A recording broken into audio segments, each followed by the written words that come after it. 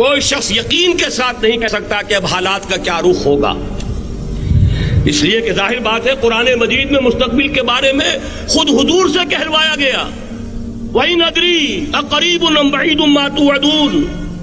لوگوں مجھے معلوم نہیں ہے کہ جس بات کی تمہیں خبر دی جا رہی ہے وہ قریب آ چکا ہے یا دور ہے۔ وَإِنْ أَدْرِي لَعَلَّهُ فِتْنَةٌ لَكُمْ وَمَتَاعٌ إِلَىٰ حِينٍ، اور میں نہیں جانتا، ہو سکتا ہے اللہ کچھ اور مہلت دے دے تمہیں، اور کچھ اور آزمائش جو ہے اس کے لیے تمہارے لیے کوئی اور مہلت عطا فرما دے، ہو سکتا ہے۔ تو میں بھی کسی دعوے سے نہیں کہہ رہا، لیکن دو امکانات ہیں۔ امکان نمبر ایک کیا ہے؟ ابھی عالم اسلام کا ایک سالڈ بلاک ہے جو یہودی ورلڈ آرڈر کی نگاہوں میں کھٹک رہا ہے۔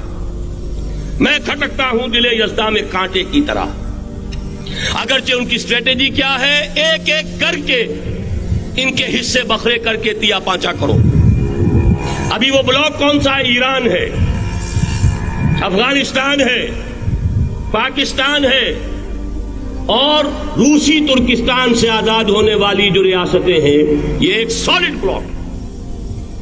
یہ عجمی مسلمان عربی نہیں، عربی گئے، یہ نوٹ کر لیجئے، اس لیے کہ عربوں کو اللہ نے فضیلت دی تھی، محمد ان میں سے تھے صلی اللہ علیہ وسلم، یہ رتبہ بلند ملا جن کو مل گیا۔ لیکن ساتھ ہی اللہ نے دھمکی بھی دے دی تھی سورہ محمد میں، ان تتولوا یستبدل قوما غیرکم، اگر تم پیٹھ دکھا دو گے اس مشن کو جو ہم نے تمہارے حوالے کیا ہے، تمہیں ہٹائیں گے، کسی اور کو لے آئیں گے۔ اور یہ بات ہو چکی ہے 13ویں صدی عیسوی میں، 1258 میں جب سقوط بغداد ہوا ہے، عربوں کے ہاتھ سے عالم اسلام کی قیادت چھین لی گئی، معزول کر دیا۔ اس کے بعد قیادت کن کے ہاتھوں میں آئی؟ ترکوں کے ہاتھ میں۔ ترکان تیموری ہندوستان میں، ترکان صفوی ایران میں، ترکان سلجوقی مڈل ایسٹ میں، اور ترکان عثمانی کا تو کہنا ہی کیا ہے، وہ ایشیا مائنر سے چل کر آپ کو معلوم ہے کہ مشرقی یورپ کا کتنا بڑا علاقہ، دی گریٹ آٹومان امپائر اس صدی کے آغاز تک قائم تھی۔ اس صدی میں عجیب عجیب معجزے ہوئے ہیں۔ گریٹ آٹومان امپائر جو 3 بر اعظموں پر محیط، نام و نشان ختم۔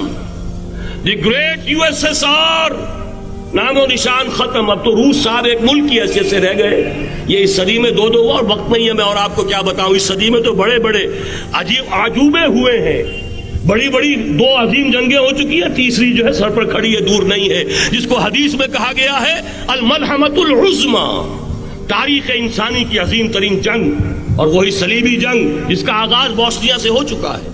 بہرحال اس وقت جو میں کہہ رہا تھا، ورنہ میرے پاس تو یعنی یہ کہ درد دل کہنے کے لیے وقت نہیں ہے، مجھے اپنی بات کو محدود کرنا پڑ رہا ہے، لیکن میں اب آ رہا ہوں اصل موضوع کی طرف، کہ ایک امکان تو یہ ہے کہ اس بلاک میں اسلام کا احیاء ہو، اور اس کے لیے کچھ نویدیں بھی موجود ہیں احادیث نبویہ میں۔ وہ تو آپ نے سنا ہوگا اقبال کا شعر، میرے عرب کو آئی ٹھنڈی ہوا جہاں سے، میرا وطن وہی ہے، میرا وطن وہی ہے۔ حدیث میں آتا ہے یخرج ناس من المشرق یؤتون للمہدی، یعنی سلطان ہی، مشرق سے فوجیں نکلیں گی کہ جو کہ مہدی کی حکومت قائم کریں گی، اور یہ ہوں گے حضرت فاطمہ کی نسل ہی سے رضی اللہ تعالی عنہا، لیکن عالم عرب کے اندر پھر ایک طاقت بن کر ابھریں گے، باطل کی قوتوں کے خلاف جہاد کریں گے، لیکن ان کو مدد آئے گی 2 طرف سے، ایک زمینی مدد آئے گی مشرق سے، ایک آسمانی مدد آئے گی، عیسیٰ ابن مریم کا نزول، حضرت مسیح علیہ الصلوۃ والسلام جو زندہ آسمان پر اٹھائے گئے تھے نازل ہوں گے، اور در حقیقت ان 2 مددوں کے نتیجے میں پھر یہود کا قلع قمع ہوگا، اور یہی گریٹر اسرائیل ان کا گریٹر گریو یارڈ بن کر رہے گا، عظیم تر قبرستان بن کر رہے گا۔ اس کی بڑی واضح حدیثیں موجود ہیں، اس کی بڑی تفصیلی خبریں موجود ہیں، یہ احادیث کی کتب کے اندر، بدقسمتی سے ہماری اس کی طرف توجہ نہیں۔ ایک تو یہ ہو سکتا ہے، اسی طریقے سے ایک اور حدیث ہے، یخرج من خراسان رایات سود، اور یہ مسلم شریف کی روایت ہے، نوٹ کیجئے گا، نہیں ترمذی شریف کی روایت ہے، یخرج من خراسان رایات سود لا يردها شيء حتى تنصب بإيلیا، اور خراسان حضور کے زمانے میں آج کے افغانستان کا نام تھا، جتنا خون یہاں پر خلوص کے ساتھ دیا گیا ہے اس کی مقدار بھی کم نہیں ہے. یہاں سے خیر برآمد ہوگا. اور دوسری بات اپنے بارے میں نوٹ کر لیجئے, یہ پاکستان, بچا کھچا Pakistan, what remains of Pakistan, یہ اصل میں ہے کیا؟ مولانا بہت خوبصورت انداز میں فرما رہے تھے, یہ 313 نہیں تھے, اسلام تھا. اسی طرح نوٹ کیجئے, پاکستان نہیں ہے, 4 صدیوں کی تجدیدی مساعی کا حاصل ہے. آپ نے کبھی نوٹ کیا ختم نبوت کے بعد اب سب سے اونچا منصب کس کا ہے؟ مجددین.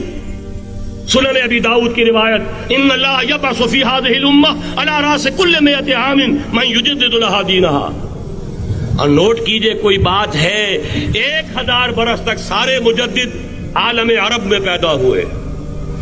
جیسے ہی دوسرا 1000 سال شروع ہوا, الف ثانی کا مجدد اعظم شیخ احمد سرہندی کہاں تھا؟ صنم خانہ ہند میں. حاضر ہوا میں شیخ مجدد کی لحد پر, وہ خاک کے ہے زیر فلک مطلع انوار, گردن نہ جھکی جس کی جہانگیر کے آگے, جس کے نفس گرم سے ہے گرمی اعراض.